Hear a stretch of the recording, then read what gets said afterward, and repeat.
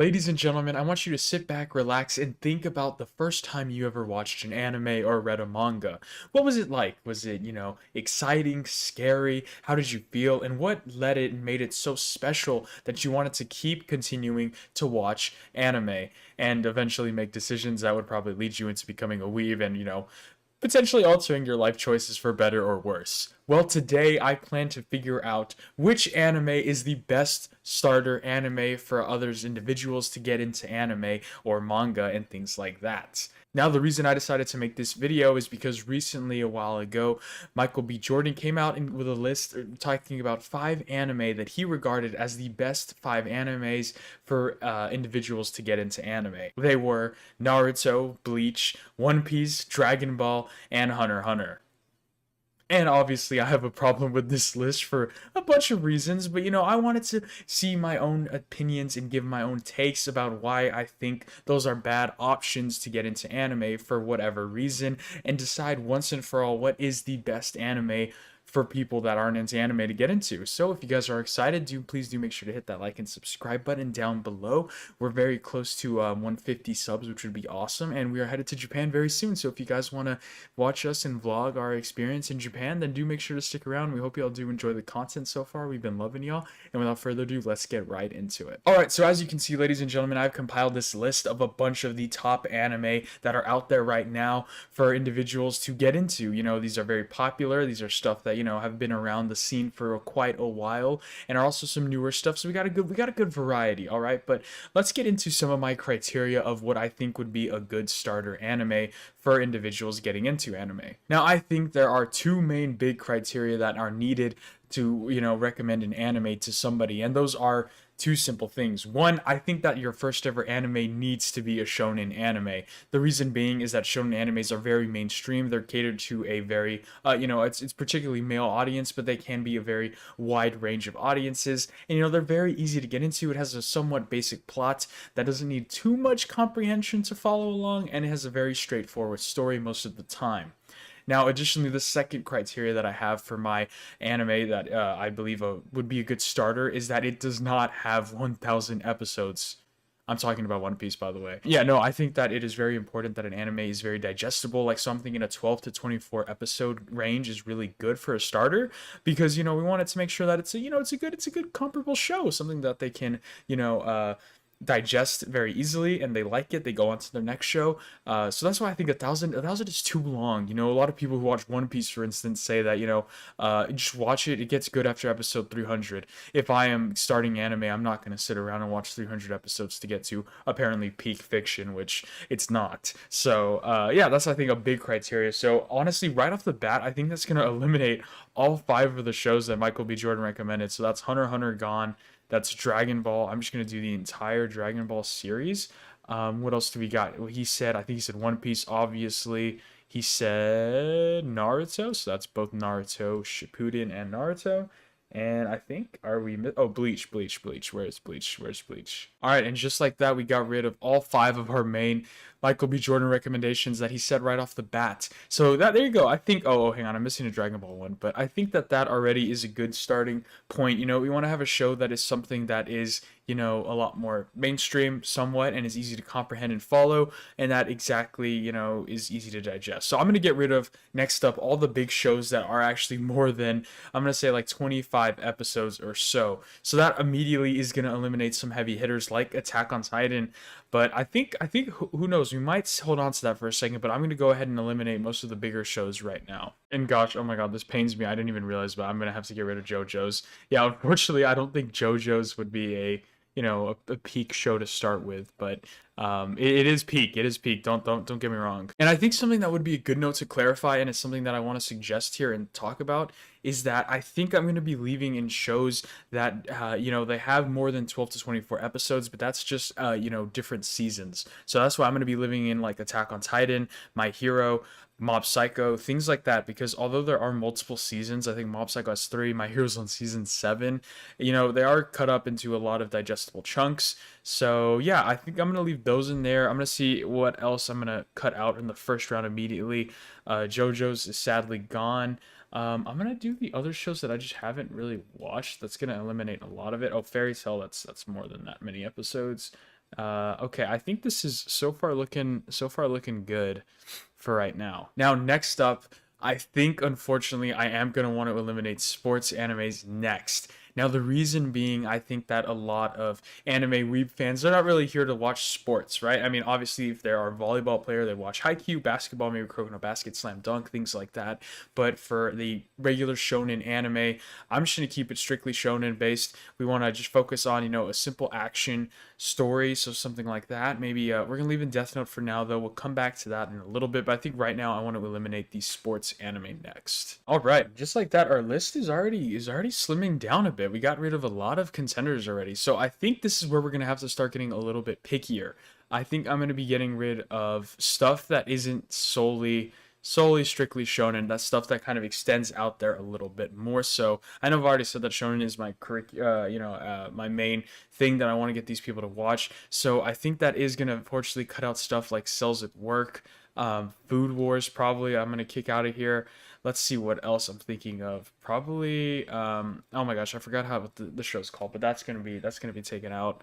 I'm trying to see what else I'm thinking of here. Gosh, you guys are probably gonna hate me, but I really want to get it down to a shonen based show, something that is very easy to understand and digest. And again, this is no hate towards any of these shows. And just so you all know that, I put JoJo's, which is my favorite anime, already eliminated.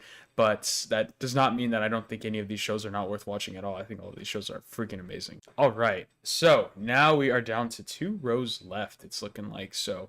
Man, this is already looking tough. I don't know what I want to eliminate next. I think I have a somewhat of a good idea though, and that is why I've like already eliminated some of it. I think I'm gonna eliminate the older shows like Trigun and Yu-Gi-Oh, for example, because I think that a lot of those shows are a bit more slower paced. Yu-Gi-Oh, I actually should have already eliminated. To be honest, I think it has more than 2012 to 24 episodes for sure. But just things like that, I think is something that I wouldn't want a first anime watcher to get into right away. To be kind of scared out, think that, oh my gosh, all these animes are, what is this? What is this older quality? I don't. That's gross. Even though it is peak fiction, Yu-Gi-Oh is amazing. So is Trigun actually. Trigun is really good as well. But a lot of stuff like that is actually Cowboy Bebop on here. Did I not see Cowboy Bebop on this list? That's kind of crazy. What? Okay, that's a sidetrack. But yeah, Cowboy Bebop. Yeah, I would have probably eliminated in this one as well. Although Cowboy Bebop is still holds up pretty well, but it is kind of almost an anthology, not an anthology, because it obviously does all tie together. But every episode is somewhat separate, so I would have eliminated that as well. But getting into the next category of what I want to do, I think I'm going to be eliminating shows that are a little more darker, not fully like a little too dark. So that I think that would be like High School of the Dead is getting out of here, unfortunately. Promised Neverland season 1, I'd probably get rid of. I don't know if I'm gonna actually hold you in here for now. I think you could make a case for Promised Neverland, but yeah, I'm gonna go ahead and eliminate that. Um, let's see. Yeah, I know I'm kind of being very selective, and again, this is all subjective, but these are the shows that I want to keep in here for now. All right, so now this is going to be the part where we're getting a little difficult, and here we're going to have to start really cutting down on some heavy hitters as well. I think one thing that I really want to tackle here is, a show that really resonates and is popular and is something that can tell a good story and showcase that really well, and also have people entertained and be compelling at the same time. So that reason, I think I'm going to be getting rid of stuff like Dr. Stone, unfortunately. I'm going to be getting rid of um oh, I think I might be getting rid of Promise Neverland. Yeah, probably Promise Neverland. There is a case. I don't know, man. This is really tough, actually. I am very kind of struggling with this already now. I don't know how I want to do this. These are all such good shows, and I think that's probably what I'm going to be start getting into here. Is that these shows I think are really good, and that they are stuff that would be good recommendations. So I'm gonna let's see what else we want to do. Okay, I think Fire Force gotta go. Sorry, Fire Force. I'm not sorry actually. Okay, now the rest of these I'm getting a little more solid. And so here is something that I do want to say. I think that when it came to anime, it was very important, for me at least, that I didn't go ahead and just jump right in and watch the greatest of the greats.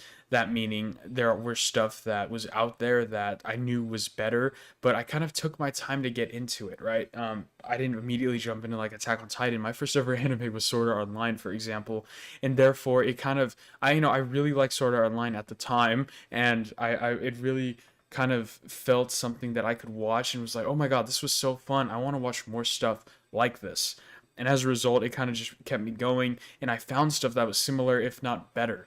Which is like, I don't. That's why I don't think I want to put shows like Attack on Titan and JJK in here. Now, that's not to say that those shows are at the same level, because Attack on Titan is very much better than that. So I think I want to put in shows that are the top of the top. So that's why I think I'm going to take out Attack on Titan, unfortunately, is because I think that it is one of the best out there. And I think that you wouldn't want, I wouldn't want to put somebody on that right away. I wanted to slowly ease them into it, to be like, okay, now that you know what anime is, you're clearly into it and you appreciate it for what it is. Let me give you Attack on Titan, and then it'll fully blow their mind. So I think that's why Attack on Titan is going to be gone. I think for that reason, I'm going to take out Code Geass. Um, I'm hesitant about Death Note because there is a lot of debate about Code Geass or Death Note, and I'm kind of taking Ben's word for Code Geass because he does say, and I do hear from a lot of people that it is one of the greatest out there, so that is why I am eliminating it. So Code Geass fans, y'all should be pleased. I think I'm gonna keep Death Note in here. I'm gonna get rid of Blue Exorcist. I don't know why I haven't gotten rid of that a long time ago, but let's see. I'm really liking this final list. For that reason, too, I think I'm going to get rid of Full Metal Alchemist Brotherhood. I know the Full Metal fans were probably kind of creasing that they were kind of worried that I wasn't going to consider that one of the greats. Don't worry. But now I think we got a solid list going. I think that this is a good list to start putting stuff in the top of the top. But that being said, I think I'm going to be eliminating Spy Family here. I don't think that it would be a good starter anime for something that I would recommend right off the bat. I think Spy Family is great and it's fun and has comedic elements, but I think it is very repetitive and is not really moving fast enough in the story that, you know, a lot of new audiences might get bored of it right away. You know, it really, we want to appeal to the casualist of casualist fans. So for that reason, Spy Family is gone. Tokyo Revengers is probably also gone as well. That being said, I think I'm also going to be eliminating Soul Eater. Soul Eater is a little weird. Its animation style is very much out there compared to a lot of these other shows, and I think that that's not a bad thing. Soul Eater is personally one of my favorite mangas and animes out there. It is so good. I loved it. It was actually one of the first few I watched, actually. But I'm weird, and yeah, I kind of had buddies who were already into anime, and they were like, "Dude, just watch this show." And so I'm kind of, you know, I guess I'm being kind of hypocritical, but I wouldn't recommend that right away to anime manga readers. I think if you're not as weird as me, you might kind of get thrown off by it right away. It does have a lot of fan service right off the bat as well. I think the first 3 episodes each has an instance of fan service, which is kind of heavy. And that's another thing that I wanted to get rid of right off the bat. So for that reason, Soul Eater, you're gone. Now, I think for that reason as well, I'm going to be, not for the fan service reason, but for the reason of peak, I'm going to be taking rid of Mob Psycho in the sense that it does kind of have more out there animation, and it does have a very much more complex story, whereas something like One Punch Man is very much a strictly basic shonen. So for that reason, yeah, I'm going to leave One Punch Man, and I'm getting rid of Mob Psycho. All right, now, this is where it's getting difficult. I think that all of these shows left have a case to be in the starter anime, and I think that I'm going to be giving my 5, right? Okay, so one of these shows has to go.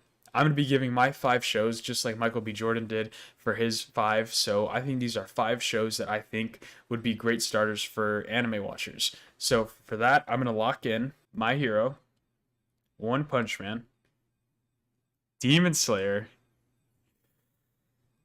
Oh man, so this is hard. This is where I'm getting hard. It's getting hard. Sorry, cut that. It's getting hard for me to decide for these last 3 because Jujutsu Kaisen I think is a great first season. I think it is a little slow at points, and I think it is a little difficult to, not difficult. I think that it is a lot. It is a lot. It is very gory. It's very dark. It's a darker shonen compared to the other ones on the list. So for that reason, I think I might drop it. It is a little more complex than the other 3 shows that I've put in the starter animes to watch. And so for that reason, I think I'm cutting JJK. But I know a lot of people are going to be creasing whenever I put Assassination Classroom up here and Death Note. Because let me explain my case for Death Note. All right, Death Note, I think, is an exception to the rule. A lot of people, whenever they hear the word shonen, is like, that's not a shonen. Well, it is, dude. Look it up. It was published by Shonen. Chill out, man. It was published by Shonen Jump.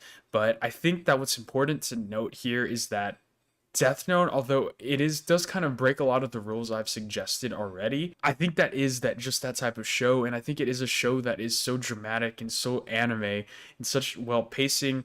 It has a lot of fun, interesting characters. I think it does a very good job at being the exception to the rule. As you know, there is the saying that there is an exception for every rule, and I think this is that exception. Assassination Classroom, I think, fits into the shonen category perfectly. It kind of bends it a little bit and showcases how it can be a little different to other shonen, but it is it is worth mentioning and noting that it is also very good and it is very unique to what it does, which I think would be very enticing to a new anime watcher. I think going into this and they see that, you know, obviously not all anime are about like My Hero Academia and One Punch Man, which are very much so, you know, I don't want to say inspired by US superheroes and things like that, but it is very similar to that. If somebody in the US is into comics or Marvel and they're just into pop culture in general, they know that superheroes are kind of a big rave right now, right? They see The Boys, Invincible, like I said, Marvel, DC, all of that. And so when they see stuff like My Hero and One Punch Man,